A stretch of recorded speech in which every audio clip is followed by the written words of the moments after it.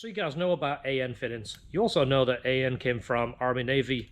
They were known as Army Navy fittings and kind of developed in the Second World War. Well, these are a terrific fitting if you know how to work with them. Most people struggle to get these to go on the hose. This is like a compression style. I'm going to show you how to do it. I'm going to do a step-by-step and show you the super easy way. You're going to love this stuff. You're going to fill your engine bay with this stuff. PTFE tape, Teflon tape, sealant, any of that stuff, don't put it on here.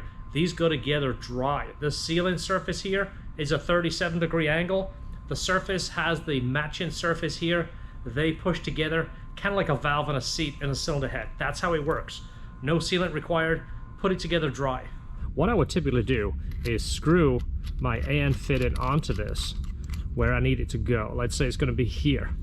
Let's say it's attached at the other end. You're going to put your hose. It's going to be like here. This is where you want to cut it. You want to cut it close to this surface right here. I usually come back about 1/4 of an inch because the hose won't go all the way towards this front. This is going to butt up to about here. As this pushes in here, it stops about here. I use electrical tape or masking tape. So we're going to use this point here, come back 1/4 of an inch, and you're going to put your tape around here. Now the trick is, you want to run this tight. Do 2 or 3 turns around here. Keep it tight.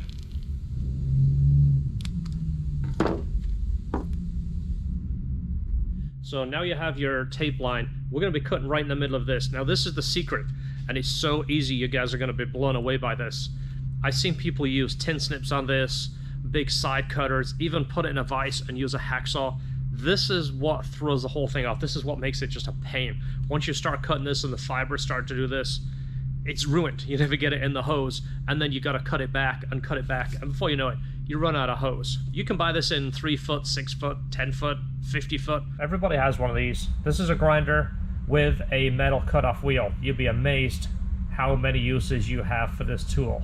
Now you can use an air Dremel with a cutoff wheel too. I just find it easier using the electric one with a larger blade. As you cut through, you can do one steady motion, and you're going to have plenty of room to cut through before hitting the center. So if you got a vise, you can put this in the vise. If you're using the AN blocks, you can secure this. It's pretty easy. I'm just going to hold it here just to show you how easy it is. Now you're going to go straight through it. Try and go right in the middle of your tape.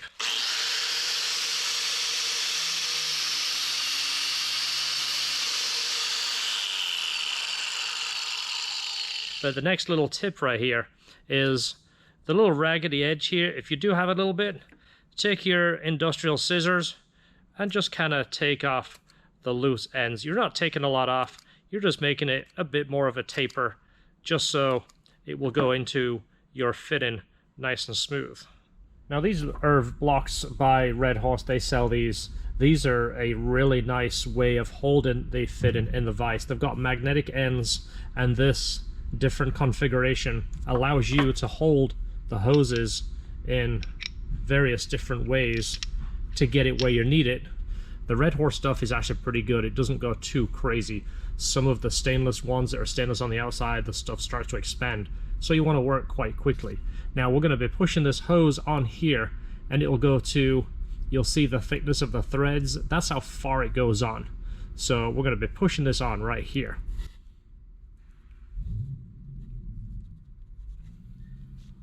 Now that's on and that's seated. See that right there? It's pushed on as far as it will go. If you've got a vise, you've got access to it, it's the way to go. So these are magnetic. They will sit in your vise. So we're going to put our end in right here. Now this is my trick. Again, it's just one of those little tricks I've learned over the years. I won't sit this up too high. I would put this just under the surface here, just so it's not sticking up, and give this a good snug.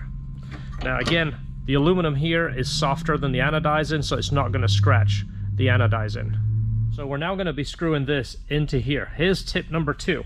A little bit of WD-40 or lubricant just on this area. This is the compression area. It's going to be pushing into the hose and the threads right here. If you can relieve a little bit of friction on here, the whole thing will go together a bit easier. So just a little bit on there, and we're going to screw this into our fitting now.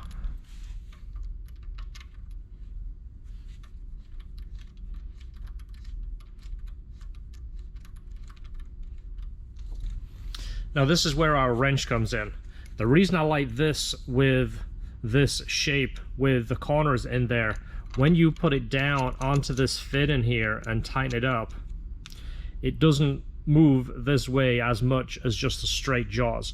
As you're tightening the straight jaws, this can do this and you can slip off, either lose a knuckle or often scratch up your fitting. So this wrench right here, put it on, put it just level with the bottom here and tighten it up. So now we're going to tighten this down and we're going to come close to bottoming out those two pieces. Keep pressure on this hose the same time, keep it pulled up. It doesn't often come out, but I've seen it as you press that fitting down. I've seen the hose come out.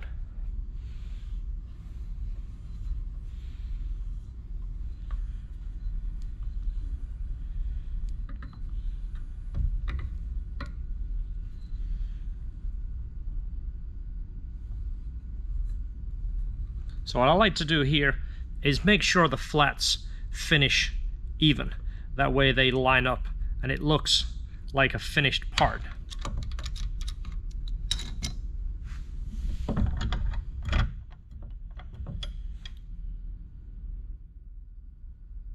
Some people will tighten this and butt this all the way up.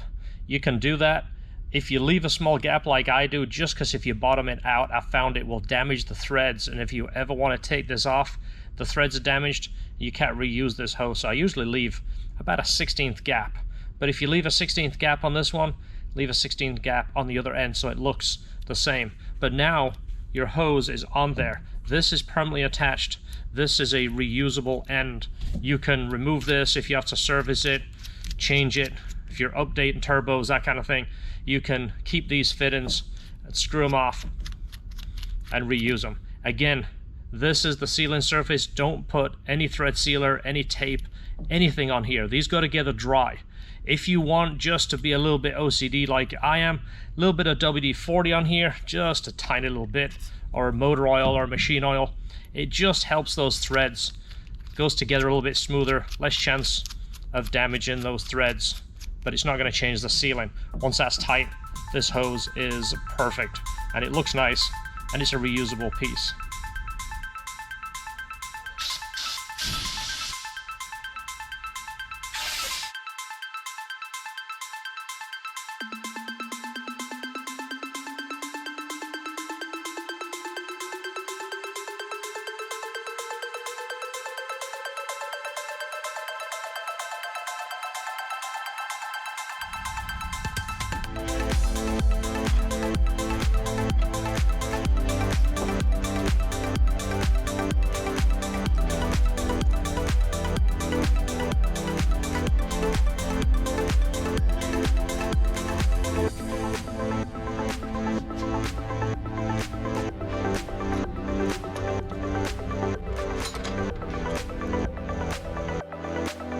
Found this interesting. If you did, don't forget to click the like, hit the subscribe, click the bell, all that good stuff. Let us know you're watching. It supports our channel.